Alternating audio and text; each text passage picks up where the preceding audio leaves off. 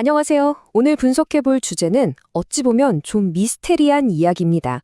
공식 경제 지표는 분명히 좋아지고 있다는데 이상하게 우리 삶은 왜 더 팍팍하게 느껴질까요? 이 통계와 현실 사이의 거대한 틈, 지금부터 그 원인이 뭔지 한번 같이 추적해 보겠습니다. 네, 바로 이 질문.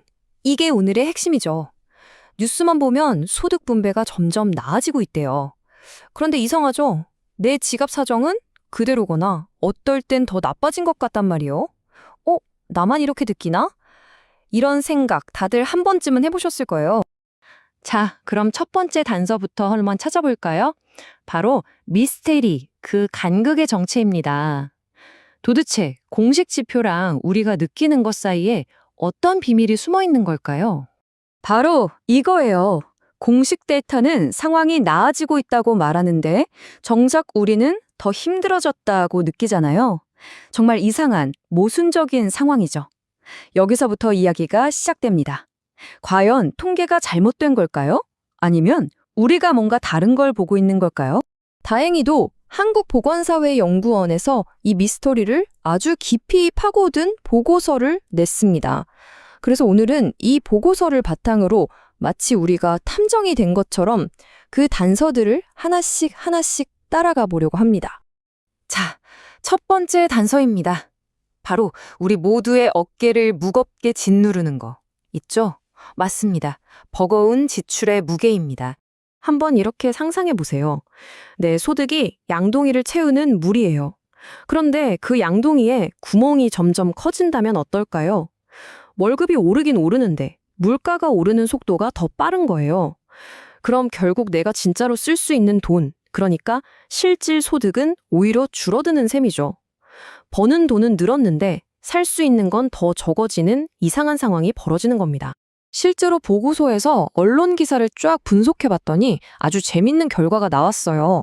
서민이라는 단어랑 가장 많이 같이 나온 단어들이 뭐였냐면요. 바로 휘발유, 공공요금, 삼겹살, 장바구니 이런 것들이었어요. 딱 보면 아시겠죠? 전부 매일 우리가 피할 수 없는 필수 지출 항목들이잖아요. 소득이 좀 늘어도 바로 이런 데서 돈이 더 빨리 새나가고 있었던 거죠. 네, 맞습니다. 그러니까 첫 번째 단서의 결론은 아주 명확해요. 단순히 얼마를 버느냐가 중요한 게 아니라 그 돈으로 과연 뭘, 얼마나 살 수 있느냐. 즉, 실질 구매력이 우리 체감에는 훨씬 더 중요하다는 겁니다. 자, 그럼 이제 두 번째 단서로 넘어가 보겠습니다. 여기서는 좀 더 깊이 들어가는데요. 사실 모두가 불안하긴 한데 그 걱정의 종류가 계층마다 완전히 다르다는 걸 보여줍니다. 한번 보세요. 서민층의 걱정은 주로 오늘에 대한 거예요. 당장 오늘 내야 할 생활비, 생계를 위한 대출, 식료품 가격, 이런 것들이죠. 반면에 중산층의 걱정은 미래를 향해 있어요. 자산 관리나 부동산 투자, 은퇴 준비, 가계부채 문제처럼요. 그러니까 걱정의 시간대 자체가 다른 거죠. 그런데 말이죠. 이렇게 걱정거리는 서로 달라도 결국 느끼는 감정은 똑같아요. 서민층도 중산층도 모두 경제적으로 불안하다는 공통된 감정을 느끼고 있다는 겁니다. 바로 이 광범위하게 퍼진 불안감, 이게 바로 우리 체감 경기를 꽁꽁 얼어붙게 만드는 두 번째 원인이었던 거죠. 자, 이제 이 미스터리를 풀 마지막 그리고 가장 결정적인 단서입니다. 여러분, 문제는 월급 명세서에만 있는 게 아니었어요. 진짜 원인은 우리의 미래와 바로 연결된 자산에 있었습니다. 그러니까 매달 월급이 조금씩 오르는 것만으로는 도저히 해결이 안 되는 근본적인 문제가 있었던 거예요. 그게 뭐냐면 열심히 일하고 돈을 모으면 자산을 불려서 더 나은 미래로 갈 수 있다는 희망의 사다리 있잖아요. 그 사다리가 이제는 잘 보이지 않게 됐다는 겁니다. 보고서에서는 이 상황을 아주 강렬한 한마디로 표현합니다. 바로 어두운 미래 경제 전망. 이 한마디에 모든 게 담겨 있죠. 사람들 마음 가장 깊은 곳에 바로 이 미래에 대한 불안감이 꽉 자리 잡고 있었던 겁니다. 그리고 이 그래프가 그 불안감의 실체를 숫자로 똑똑히 보여줍니다. 지난 10년간 자산 증가율을 보세요. 상위 20%의 자산은 정말 말 그대로 폭증했는데 하위 20%의 자산은 거의 제자리에 머물렀습니다. 이 격차, 와, 정말 엄청나죠? 이게 바로 이제는 도저히 따라잡을 수 없겠구나 하는 깊은 좌절감을 만드는 현실인 겁니다. 결국 우리가 쫓던 미스터리의 정답은 바로 여기 있었던 거죠. 통계와 체감 사이에 그 거대한 틈은 바로 자산을 만들 수 있는 사다리가 부서졌다는 뼈아픈 현실 인식에서 나온 거였어요. 월급 몇 푼 오르는 걸로는 이 엄청난 격차를 도저히 따라잡을 수 없다는 생각.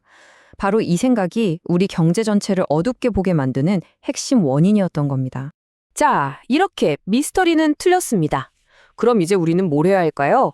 보고서가 제시하는 해결의 실마리는 뭔지 한번 따라가 보겠습니다. 보고서가 제안하는 해법은 크게 두 갈래로 나뉩니다. 첫 번째는 저소득층을 위한 튼튼한 안전망이에요. 담장의 위기를 버틸 수 있도록 직접 지원을 늘려서 다시 일어설 힘, 즉 회복 탄력성을 키워주자는 거죠. 그리고 두 번째는 중산층을 위한 사다리를 다시 놓아주는 겁니다. 주택이나 자산 형성을 지원해서 말 그대로 기회의 사다리를 복원해야 한다는 이야기입니다. 오늘 우리는 통계와 현실이 왜 이렇게 다른가 하는 미스테리를 함께 풀어봤습니다. 그 원인은 치솟는 생활비, 모두가 느끼는 불안감, 그리고 무엇보다 결정적으로는 따라잡을 수 없는 자산 격차에 있었죠. 어쩌면 이 문제의 핵심은 단순히 오늘의 소득이 아니라 내일에 대한 희망을 우리가 어떻게 다시 찾을 수 있느냐에 있는 건지도 모르겠습니다. 이 내용을 보신 여러분은 어떻게 생각하시나요? 우리의 내일을 바꾸기 위해 지금 우리 사회에 가장 필요한 건 과연 무엇일까요?